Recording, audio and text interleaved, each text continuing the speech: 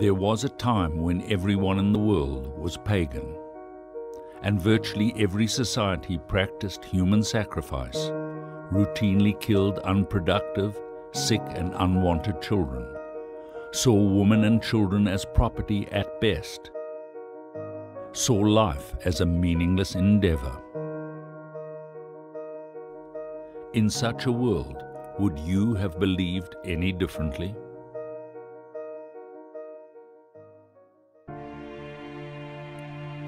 Remarkably, in this world of darkness, there was one man who came to a different conclusion. One man who chose a different path, who journeyed in a different direction, who discovered and followed the one God and lived by His divine-given principles. Only one man, and his name was Abraham. And God made a covenant with him. Quote, Thomas Cahill, The Gifts of the Jews.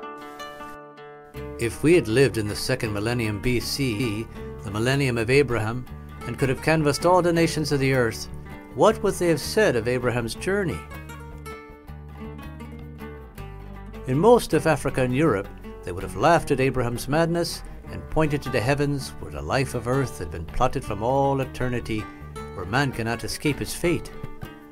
The Egyptians would have shaken their heads in disbelief. The early Greeks might have told Abraham the story of Prometheus. Do not overreach, they would advise. Come to resignation. In India, he would be told that time is black, irrational and merciless.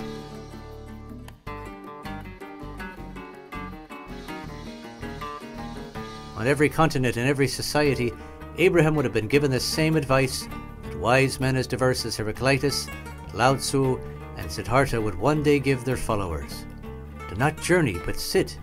Compose yourself by the river of life. Meditate on its ceaseless and meaningless flow.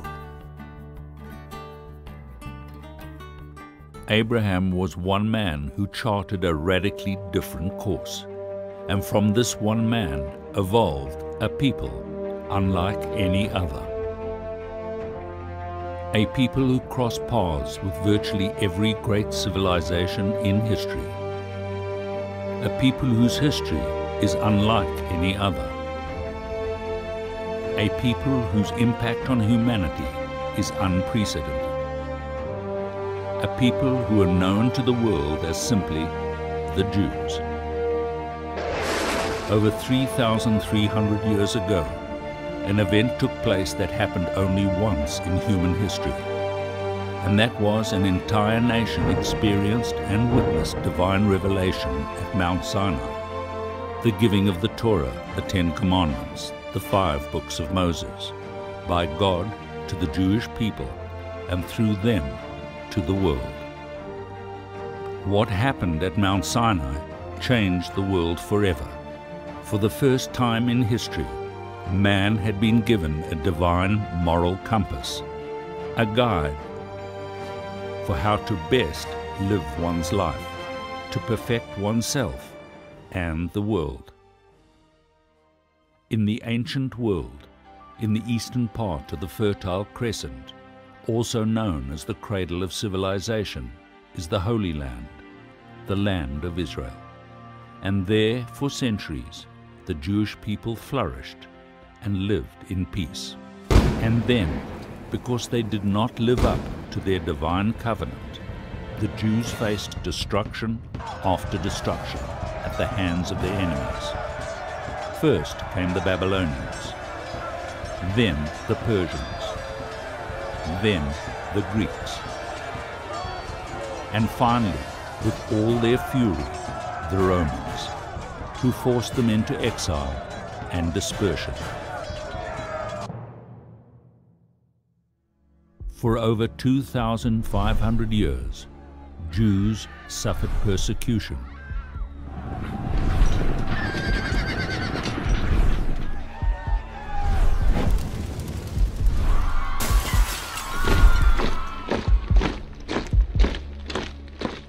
They were tortured and massacred. Their synagogues burnt, their women violated, their books vandalized and set ablaze, century after century after century.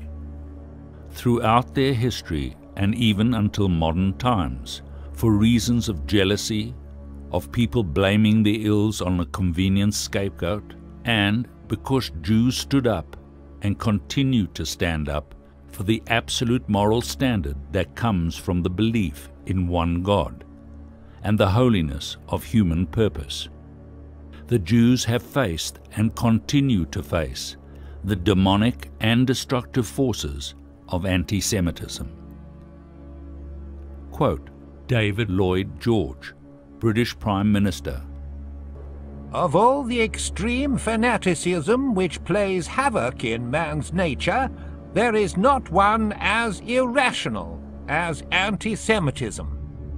There is no greater example of this than the evil of one man, who projected his own failings and those of his followers on the Jews, and that was Adolf Hitler. Providence has ordained that I should be the greatest liberator of humanity.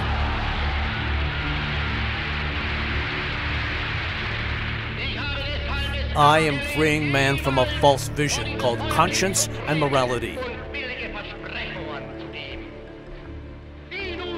The Ten Commandments have lost their validity.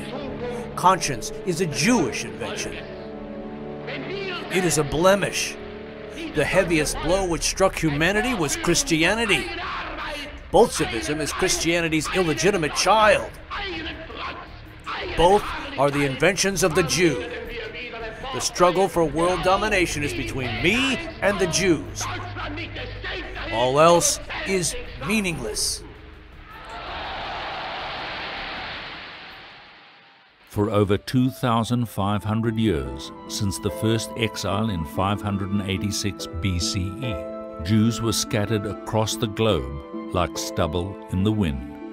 God will then scatter you among the nations from one end of the earth to the other. For over 2,500 years, Jews were driven out of their homes in country after country after country. But despite the persecutions and even the unimaginable destruction of the Holocaust, sustained by their unswerving faith and trust in God and His Torah, throughout those 2,500 years, something remarkable happened. The Jews not only survived, but flourished and changed the world.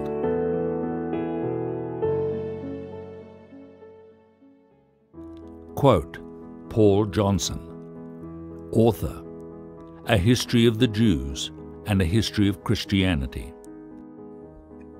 It is almost beyond our capacity to imagine how the world would have fared if they, the Jews, had never emerged. Certainly the world without the Jews would have been a radically different place. Humanity might have eventually stumbled upon all the Jewish insights, but we cannot be sure. To them we owe the idea of equality before the law, sanctity of life, dignity of the human person, social responsibility, peace as an idea, and many other items which constitute the basic furniture of the human mind. Without it, the world might have been a much emptier place. Quote, John Adams, the second President of the United States. The Hebrews, the Jews, have contributed more to civilized man than any other nation. They have given religion to 3/4 of the globe, and have influenced the affairs of mankind more and more happily than any other nation, ancient or modern. Quote, Woodrow Wilson, the 28th President of the United States. The laws of Moses contributed suggestions and impulses to the men and institutions, which were to prepare the modern world, and if we could have but the eyes to see, we should readily discover how much besides religion we owe to the Jews. One remarkable fact is that since Alfred Nobel first created his prize, over 1/5 of all the Nobel Prizes have been awarded to Jews. Jews who comprise only less than 1/2 of 1% of the world's population, and yet have received over 20% of the Nobel Prizes for the greatest scientific, social, economic, creative, and intellectual contributions to the progress of mankind. But it is not only in their pursuit of human excellence that Jews have contributed more to the world relative to their numbers than any other people throughout history. It's their passion for meaning, purpose, morality in life, and their respect for human dignity that Jews have always been, for good and for bad, at the forefront of change.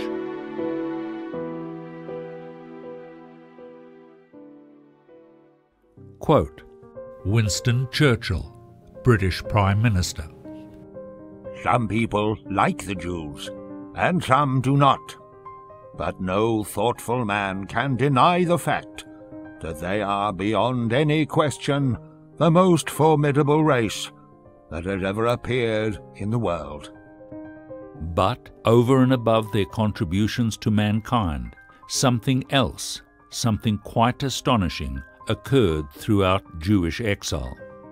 Over 2,500 years ago, there were approximately 10 million Jews in the world. Today, there are just under 14 million. In comparison, 2,000 years ago, there were approximately 30 million Chinese in the world. Today, there are over 1.4 billion. Throughout history, as if ordained, the Jews have remained small in number. And only a small number will remain among the nations where God shall lead you.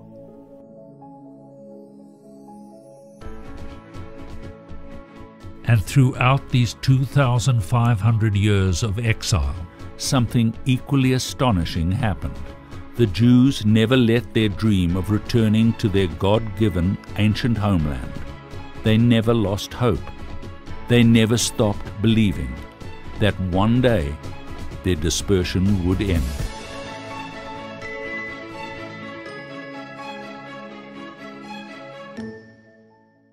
In 1978, before a Soviet court about to sentence him to 15 years in prison for the so-called crimes of studying Hebrew, practicing Judaism, and requesting a visa for Israel, Natan Sharansky said, For 2,000 years, the Jewish people, my people, have been dispersed all over the world, and still each year Jews have stubbornly and apparently without reason said to each other, Lashana haba b'Yerushalayim, next year in Jerusalem. And today, when I am further than ever from my dream and from my people, and when many difficult years of prison camps lie ahead of me, I say to my wife and my people, Lashana haba b'Yerushalayim, next year in Jerusalem. After 9 years of imprisonment, Natan Sharansky was freed, and in 1986 he immigrated to Israel. And the communist regime that suppressed and incarcerated him collapsed and no longer exists. In a similar ironic twist of history, after the Nazis were defeated in 1945, in 1948, only 3 years later, the United Nations voted for the re-establishment of the Jewish homeland, the State of Israel.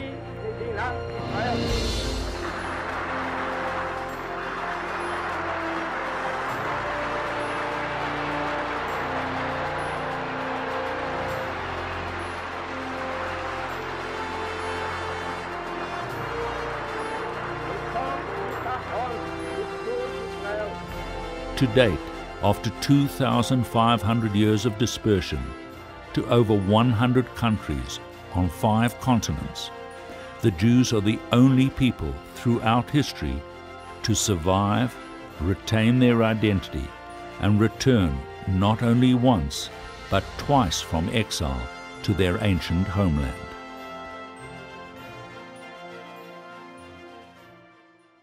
The story of Abraham and the story of the Jews is the story of one man who dared to be different, and his descendants, a people whose wandering was endless, whose persecution was unremitting, whose vision for a better world was unparalleled, whose belief in one God and their commitment to His Torah and the dream of returning to their homeland were unshakable. One man, and from him, one people who dared to be different. Quote Thomas Cahill, The Gifts of the Jews. Without the Jews, we would see the world through different eyes, hear with different ears, even feel with different feelings, and we would set a different course for our lives. Quote J.M. Roberts, History of the World. No other people has produced a greater historical impact from such comparatively insignificant origins and resources. To understand the Jews, one has to understand history and the remarkable role they have played in it. However, to understand how they have survived, despite all odds, one has to look past history, into the world beyond the natural, into the realm of the divine. Here is what Sir Thomas Newton, Bishop of Bristol, said about the Jews in the 18th century. The preservation of the Jews is really one of the most single and illustrious acts of divine providence. What but a supernatural power could have preserved them in such a manner as no other nation has been preserved, and no less remarkable is the destruction of their enemies. Let it serve as a warning to all those who, at any time or occasion, are raising a clamour or persecution against them. I will make you into a great nation, and I will bless those who bless you, and curse those who curse you. If history and the story of the Jews has proven anything, it is that God has kept His covenant, His promise to the Jewish people.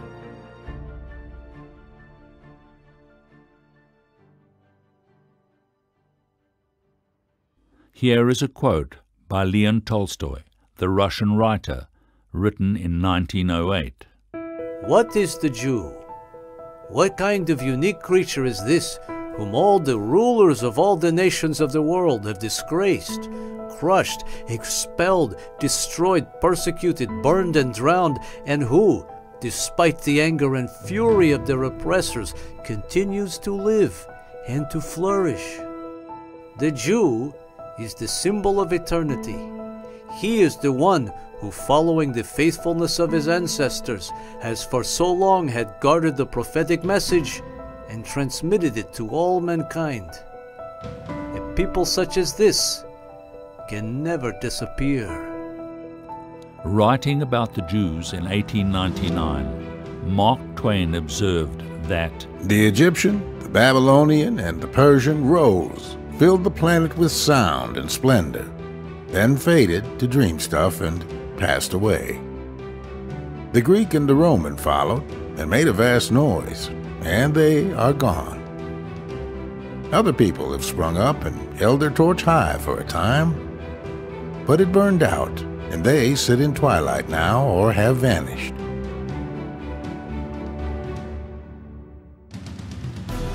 The Jew saw them all, beat them all, and is now what he always was, exhibiting no decadence, no infirmities of age, no weakening of his parts, no slowing of his energies, no dulling of his alert and aggressive mind. All things are mortal but the Jew. All other forces pass, but he remains. What is the secret of his immortality?